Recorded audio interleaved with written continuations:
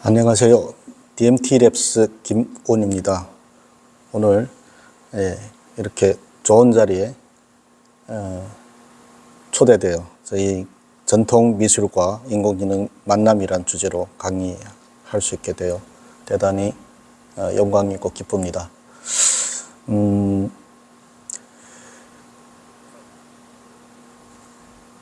최근 들어 챗GPT에 방금 언급을 해주셨지만 인공지능이 우리 삶 가까이에 와 있습니다. 그래서 우리가 인공지능과 전통 문화 어떻게 융합될 수 있는지 그런 주제로 발표를 진행하겠습니다. 우선 공학을 하는 입장에서 인공지능 기술을 연구하는 입장에서 간단한 인공지능에 대해서 언급을 하고 전통 미술과 인공지능 만남이란 주제로 발표를 이어가겠습니다.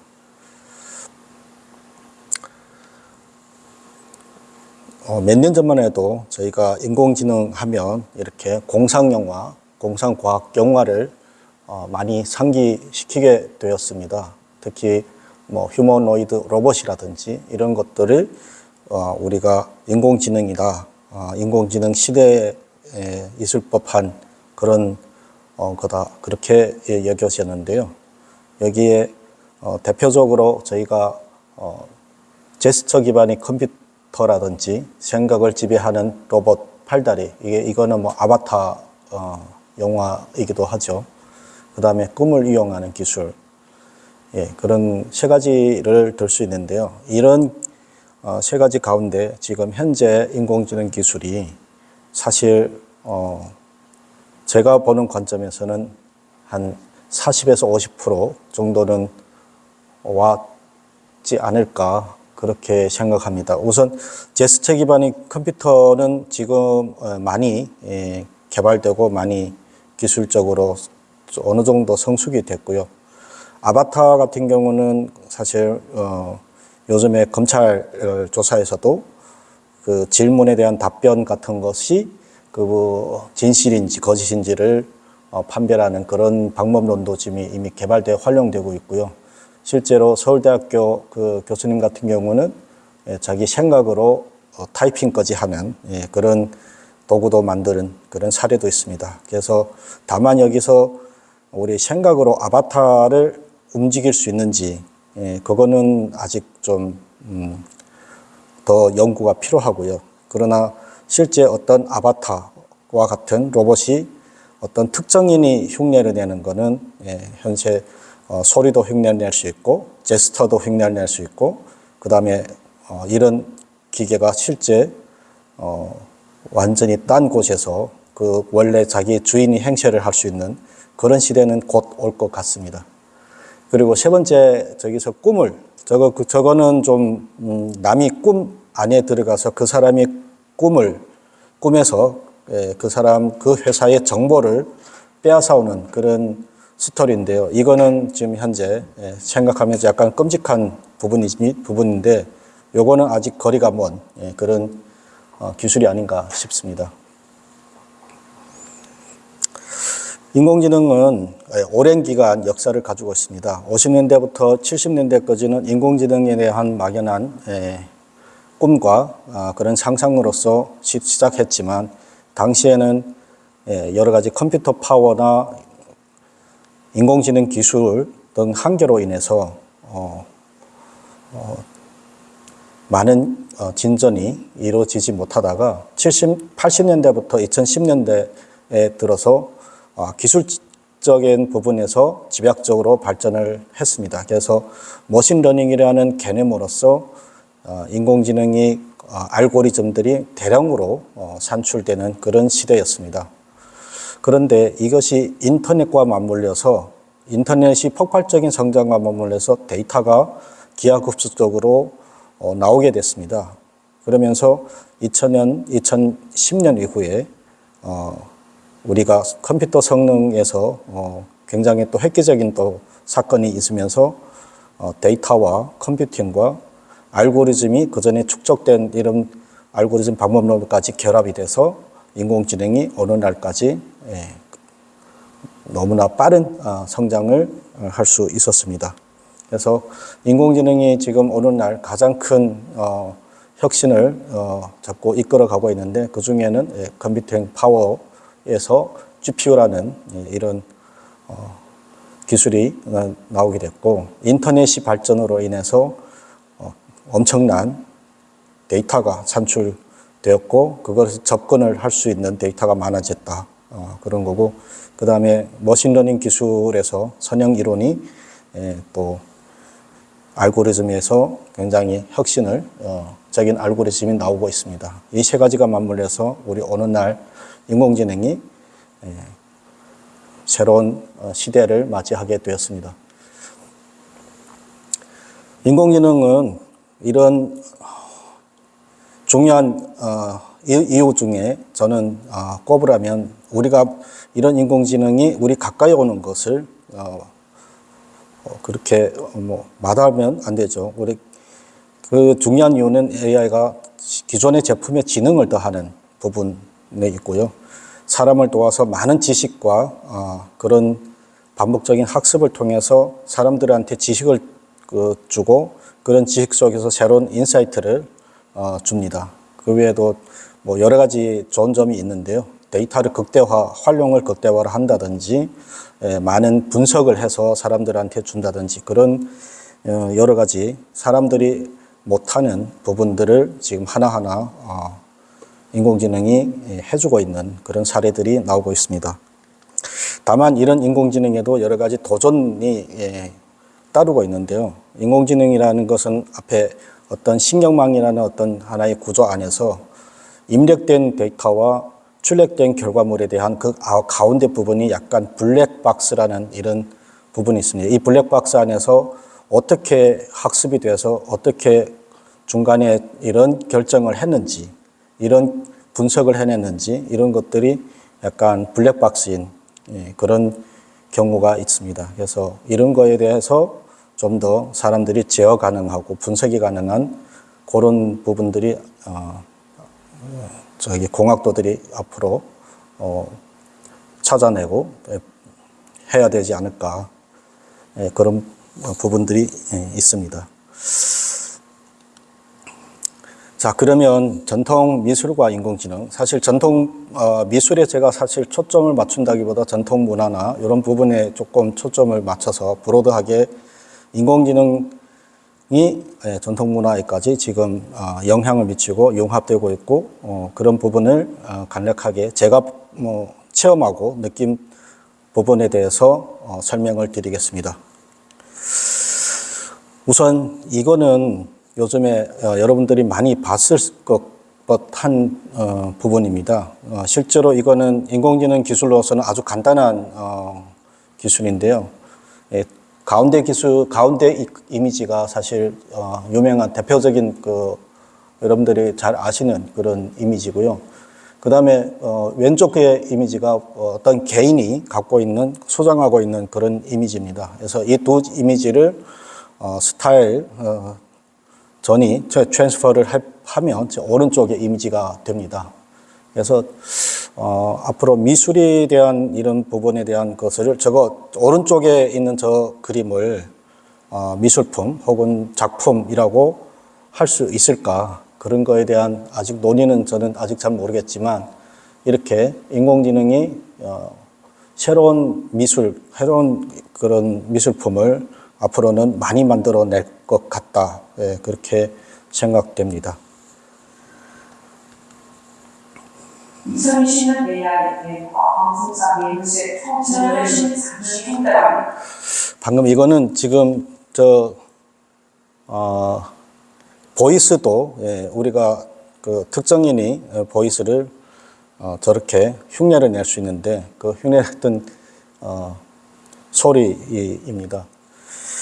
다음은 고문은 자동 번역에 관한 얘기가 되겠는데요. 이게 지금 조선 왕조실록 같은 경우는 고문서 연구소나 이런 데서 많이 그거를 디지털화를 하고 있습니다. 그러나 그 외에 조선 왕조실록 외에 많은 문헌들은 아직 처리를 디지털화도 못하는 그런 문헌들이 굉장히 많습니다. 그래서 실제로 이게 어려운 이유가 어제는 이런 글자가 우리 많은 분들이 보면 저게 무슨 뜻인지 알 수가 없는 그런 데까지 왔습니다. 그래서 이거를 하려면 우선 책이나 책자에 있는 부분을 먼저 스캔이나 이런 걸 떠서 그거 이미지 글자 인식을 통해서 그거를 OCR이라고도 하는데 그걸 통해서 저 오른쪽 부분에 글자로 먼저 우선 변경을 해줘야 됩니다. 근데 오른쪽 글자를 보시면 여기에 쉼표도 달았고 이런 마침표도 달았는데 이런 왼쪽에는 글자에는 그런 부분이 없잖아요. 그러니까 저것도 글자나 문맥을 아시는 분이 저런 구분을 해줘야 되고 단락도 나눠줘야 됩니다. 그래서 저희는 지금 이런 쪽에 이미 갖고 있는 데이터들을 저렇게 구분을 해놓은 거를 좀 우선 1차 처리를 하고 있고요. 그 다음에 2차로는 이렇게 디지털화된 한자를 다시 현대인들이 알아볼 수 있는 그런 글자, 한글로서 바꾸는 작업을 통해서 이 두 개의 데이터가 있으면 저희가 사실 옛날에 그 고문헌들을 많이 현대 글로 자동 번역해서 고문헌 자동 번역이라는 기술을 이용해서 진행을 할 수 있습니다. 근데 이것도 사실은 그냥 사업성 이런 걸 따지면 사실 이게 과연 의미 있는 비즈니스 모델이 될 수가 없기 때문에 사실 많은 관심이 필요합니다.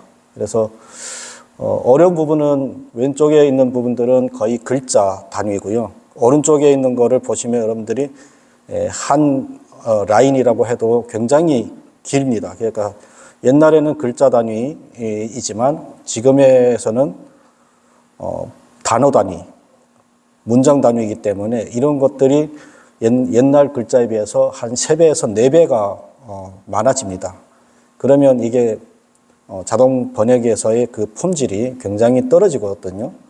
그런데 이런 자동 번역의 품질이 떨어지기 때문에 이거를 최대한 옛날에 한글, 옛날에서 좀 한글 형태로 우선 해주고 그거를 다시 현대의 알아보기 쉬운 그런 형태로 변경하는 그 중간 과정을 또 거치는 게 사실은 필요합니다. 근데 저희가 조선 왕조실록이나 이런 거 보면 저렇게 왼쪽에 있는 거를 보면 거기다 해석 같은 거 한자로 해석도 하고 많이 풀었었습니다. 뭐 황제를 항상 태조를 따라 뭐 출정하고 공을 세우다 이런 것도 사실은 옛날 그대로 입공하다 이렇게 해도 되는데 공을 세우다고 자꾸 풀어 쓰다 보니까 점점 현대인들한테는 좋지만 자동 번역하는 시스템 상에서는 저런 부분들이 품질을 좀 깎아먹는 그런 표현이 되겠습니다. 저희가 지금 저희 회사에서는 지금 현재까지 이런 문제점 때문에 고문원을 자체적으로 번역을 해서 데이터를 지금 모으고 있습니다. 그래서 지금까지 한 30만에서 40만 정도 문장을 지금까지 번역을 해서 우리만이 번역이 잘 되는 스타일로 수집을 해서 지금 가공하고 있고요.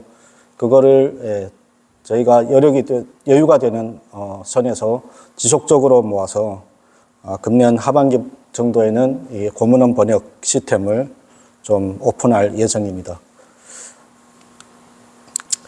미술품 검증에서는 저희가 여러 가지 해외 사례들을 학습을 해봤는데요. 우리 직장인 같은 경우는 흔히 이력서나 직장에서의 직위, 연봉을 가지고 그 사람이 어떤 가치나 연봉을 평가를 할 수 있는데요. 가치를 평가할 수 있는데 축구 선수 같은 경우는 흔히 이적료죠. 이적료를 가지고 그 축구 선수의 가치가 평가되고 부동산 같은 경우는 주변에 부동산이 실거래가로 추정이 할 수 있습니다. 그러면 미술품은 어떻게 가치를 추정할 수 있을까? 이것을 지금 해외에서는 연구를 좀 해본 기관이나 연구 단체가 있기는 하던데 그 부분에 대해서 우리가 미술품이 도대체 인공지능으로 뭐를 할 수 있고 어디까지 할 수 있고 이런 부분들을 제가 서베이를 해봤습니다.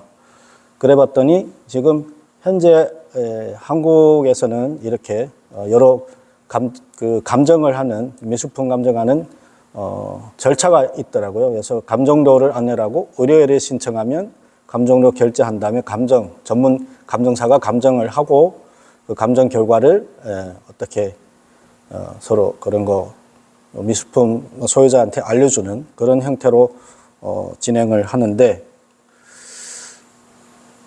실제로 그러면 AI가 할 수 있는 부분이 뭘까 이런 부분을 생각을 해봅니까 굉장히 한정되어 있는 할 수 있는 부분도 있고 할 수 없는 부분들이 있는데 그러면 이게 미술품에 과연 이 AI라는 것이 왜 필요할까 이런 부분도 저희들이 생각을 해보니까 지금 국내 미술 시장이 작년에 처음으로 1조 원을 돌파했다 이렇게 보도가 되고 있고 이게 보이지 않는 거래까지 하면 그 규모는 3조까지 가능하다 이런 얘기도 지금 나오고 있습니다.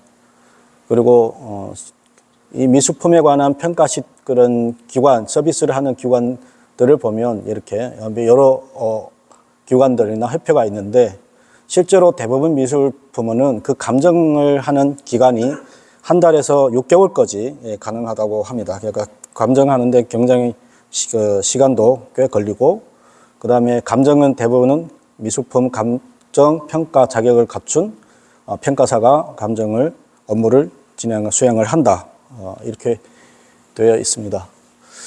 다만 이렇게 지금 미술품 시장이 지속적으로 발전하고 있는 상황에서 그게 감정사만으로 이 많은 시장을 다 커버할 수 있을지 그런 부분은 약간 좀 저희로서는 의문이 든다기보다 약간 좀 또 다른 어떤 인공지능이 발전하고 있는 이런 시대에 인공지능이 이 미술 시장의 감정에서 어느 정도의 역할을 해야 되지 않을까 그런 부분을 생각한다면 좀 어느 정도 중요한 역할을 할 수 있는 부분에 대해서 살펴보면 이런 부분이 있습니다.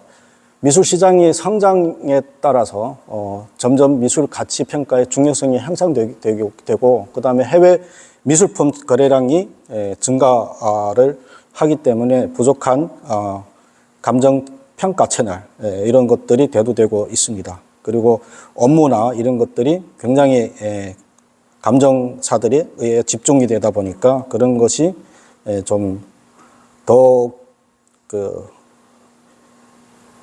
AI 미술품 감정에 대한 수요가 대두되고 있습니다. 그래서 그러면 인공지능이 미술품을 감정할 수 있을까? 이런 것들을 이런 이문에 대해서 조금 답을 드린다면 지금 유럽 같은 경우 유럽이나 미국에서는 그런 거를 시도를 지금 꾸준히 하고 있습니다. 그래서 AI한테 어떤 감정 의뢰를 하게 되면 그거에 대해서 머신러닝 아까처럼 인공지능 기법을 통해서 그것이 어떤 분석을 통해서 여러 가지 이 상태에 대한 감정이나 그런 시가에 대한 감정 뭐 이런 것들을 어느 정도 해준다고 합니다. 그래서 그런 부분을 가지고 첫 번째 사례를 한번 살펴보겠습니다. 우선 창작성, 미술품에 대한 창작성을 평가 가능할까? 이거 지금 스위스에 있는 어떤 그 업체인데요. 이게 예술품 감정, 창작성에 대한 평가를 기존에 진행을 했습니다. 그래서 여기서 진행한 방법은 유럽에 있는 각 박물관을 돌아다니면서 6만 3천 점의 미술품을 여기는 미술과 그다음에 이런 골동품 그런 거를 사진을 많이 찍어서 그것들을 이렇게 타임라인으로 쭉 뿌렸습니다. 1400년부터 1900년까지 2000년까지 이렇게 쭉 타임라인으로 쭉 나눠서 놓고 각각의 시대별로 이렇게 매개 작품별로 시대와 그 작품이 그 창작 그 아티스트 이런 정보를 다 부여를 했습니다. 그리고 그거를 작품에 대해서 다픽 그런 거를 시대별로 앞에 있는 시대에서 창작된 작품하고 뒤에 시대의 창작 작품하고의 연관성 비교를 했고요. 같은 시대의 작품이는 같은 시대에 얼마나 유사한지 그런 걸 가지고 뭐가 다르고 뭐가 비슷한지 그런 거를 이제 앞에 말씀하셨듯이 그 형태라든지 색감이라든지 재료라든지 이런 부분을 가지고 비교를 해서 유사성이 많으면 그게 창작성이 떨어진다고 그렇게 스코어를 매겨서 창작성에 대한 개념을 정립을 했습니다. 그래서 작품은 새로운 것이라고 하면 남들과의 연관성이 적어야 그게 새롭다고 보고 그것을 원조라고 보는 거죠. 그리고 남들과의 어떤 그 작품에서 연관성이 많으면 많을수록 그거는 약간 가치, 창작성이 떨어진다고 그렇게 스코어 방법을 제안을 해서 여기 밑에 나오는 이 그림일수록 창작성이 떨어지고 위에 있는 그림일수록 저렇게 연관성이 적기 때문에 창작성이 높다고 판단을 해서 위에다 저렇게 배열을 했습니다. 그래서 사용한 방법은 여러 가지입니다. 이게 시대별로 보시면 요거는 시대 앞선 시대와 뒤에 있는 요게 후에 나온 작품이라고 하면 이게 서로 어느 정도의 연관성이 있으면 이렇게 연관성을 그런 그래프로서 그런 표현을 했고 그런데 내가 이 작품하고 이 작품에 동시에 영향을 미쳤으면 얘 둘은 이렇게 서로 연결이 될 수 있고요. 요거는 밸런싱이라서 내가 동시대 그런 작품에 여러 가지 작품에 서로 유사성이 많으면 저기 가중치 값이 의해서 여기에 점점 가중치가 많아지는 꼴이 되는 거죠. 그래서 그거 창작성은 점점 밑으로 이렇게 값이 떨어지게 됩니다. 내가 남한테 영향을 많이 준 거는 위로 올라가겠지만 남이한테 유사한 것들이 많으면 그게 나는 그만큼 값이 작아지는 그런 형태로 이 창작성을 구현을 했습니다. 그러면 이제 방금 창작성에 대한 얘기를 했는데 그러면 진위 감정은 어떻게 인공지능이 할 수 있는지 이런 부분에 대해서 말씀을 드리겠습니다. 요거는 대표적으로 유럽에서 여기 화물 바지선이 있는 신의 다리에 대한 그림을 요게 아트 리코그니션이라는 회사의 알고리즘을 통해서 이것이 위조품이 94% 모조품이라는 것을 판정을 해서 실제로 굉장히 세간을 놀라게 한 그런 사건인데요. 여기서 쓴 인공지능이 이렇게 94% 모조품이라고 판결한 그 이유 중에 가장 큰 그런 이유는 브러시 스트로크라는 이 부분이라고 합니다. 그래서 저도 요거는 아직 저도 잘 와닿지는 않은데 요것이 이 그림에서는 그 당시에 이런 기법을 구사할 수 없다. 그래서 요거는 모조품이다. 이렇게 판정을 했다고 합니다. 그래서 그 외에 또 요것도 그 사건이 있고 그 다음에 또 이렇게 이 아티스트 그림도 굉장히 핫한 반향을 일으켰는데 여기 또 굉장히 많은 그 그림을 같은 그림을 사진을 많이 찍어서 인공지능한테 학습을 시켰더니 그것에 대해서 진위를 판정을 해준 그런 사건이 되겠습니다. 그래서 그거는 앞에서 그 진위 판정은 사실 앞에서 말씀드린 그 색감이라든지 그 기법, 색칠하는 기법이라든지 그다음에 그 쉐프 형태라든지 뭐 그 당시에 쓸 수 있는 재료라든지 뭐 여러 가지 그런 것들을 가지고 그 당시의 그림들을 굉장히 많은 비교를 통해서 이런 진위에 대한 부분들을 얼마나 이게 진위 그런 진품인지 가품인지를 판별하는 그런 방법들이 많이 나왔고, 그런 방법은 이미 진위 판정에서는 지금 제가 섭외한 경우로는 사람이 못 해내는 그런 것까지 이런 AI가 하는 놀라운 그런 결과도 있었습니다. 그리고 요거는 그 세 번째 부분인데요. 그러면 인공지능이 고급 미술품에 대한 가치를 평가할 수 있을까? 이런 내용인데요. 사실 이 가치에 대한 부분은 사실 우리 미술품에 대한 가치를 어느 정도까지 뭐 할 수 있는지 그런 부분에 대해서 한번 간략하게 살펴보면, 어떤 예술품이라는 것은 약간 독특하고 그것이 예술가의 어떤 예술성이 가미되기 때문에 고도로 개별화되어 있거든요. 그래서 여기처럼 왼쪽에 저 테이프로 딱 바나나에다 테이프를 붙여놓은 이거는 약간 풍자적인 예술품이긴 한데, 이 예술품을 만든 분은 이거를 12만 달러에서 15만 달러에 내놓던 그런 작품입니다. 그런데 이거를 어떤 분이 그거를 테이프로 뜯고 실제로 또 바나나를 먹어버리는 그런 사건도 있었다고 하는데, 뭐 그런데 많은 분들은 예술 하시는 분들은 유화의 가격을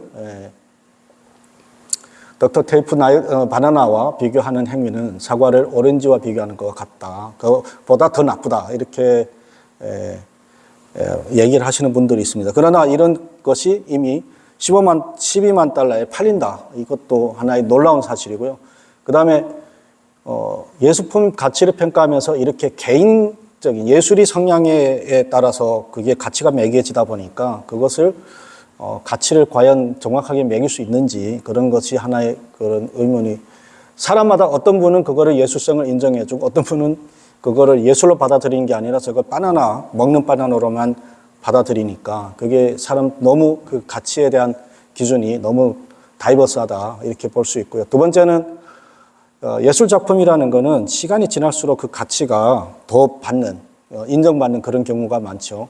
레오나르도 다빈치 같은 경우, 다빈치의 이게 살바토르 문디라는 이거는 2005년에 저게 $10,000,000였지만 2017년에는 저거 4억 5천 달러에 판매됐다고 합니다. 그리고 그만큼 우리가 이것이 예술품이라는 건 시간에 따라 그만큼 가치를 인정받는 그런 사례돼서 어떤 특정한 시기에 어떤 특정한 그거를 예측한다는 게, 가치를 예측한다는 건 그만큼 힘들다.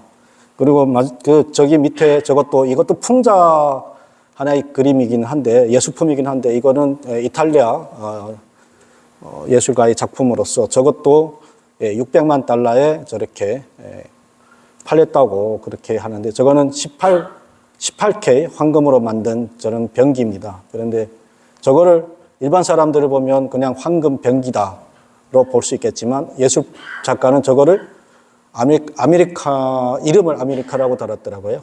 그만큼 자유롭게 모든 사람들이 이용할 수 있는 그런 거에 영감을 받아서 저렇게 이름을 달았고 600만 달러에 실제 팔렸던 작품이라고 합니다. 그래서 세 번째로 우리 예술 작품을 가치를 부여하기 어려운 부분은 예술 시장의 특수성이라고 볼 수 있는데요.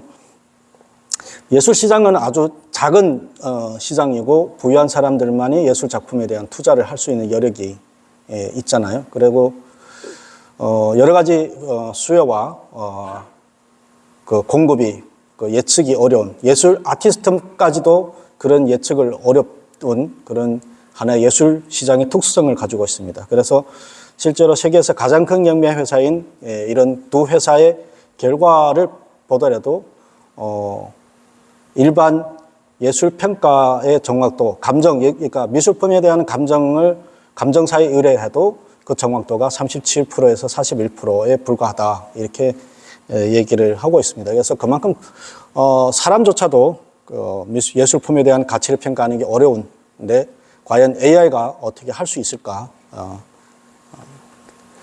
그 가치 평가에서 이런 실험을 한 적은 있습니다. 예술 가치를 결정할 수 하는 요인이 뭘까?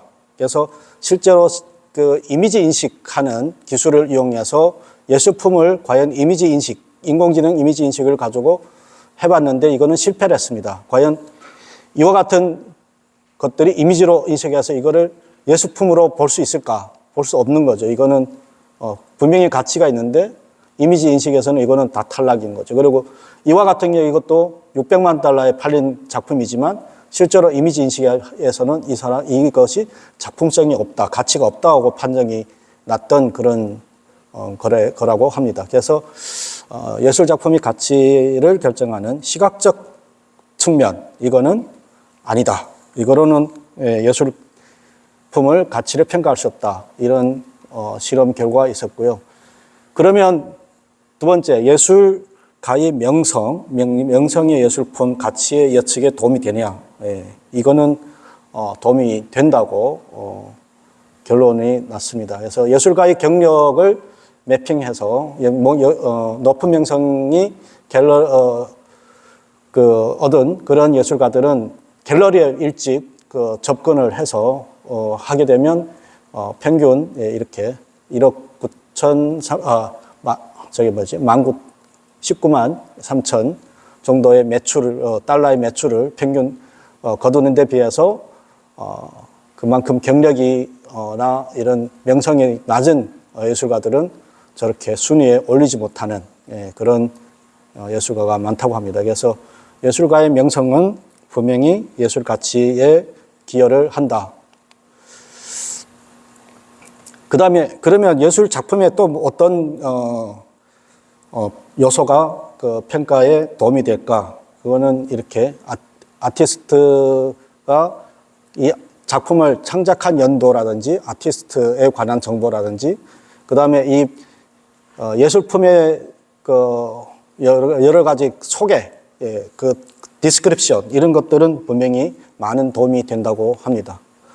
그다음에는 또 어떤 작품을 굉장히 소개를 SNS나 이런데 많이 소개를 하고 그 작품에 대해서 설명을 많이 하시는 예술가도 있다고 합니다. 그런 부분들은 굉장히 이 예술에 대해서 소개를 많이 하다 보니까 그것들은 작품 가치를 높이고 그 작품 가치를 더 높게 하는데 도움이 된다고 합니다. 그래서 이렇게 저희가 미술품에 대해서 인공지능이 어떻게 접근을 해야 되는지 지금까지 어떤 연구가 이루어졌는지 그런 것들을 정리를 해봤습니다. 네, 오늘 발표는 여기서 마치도록 하겠습니다.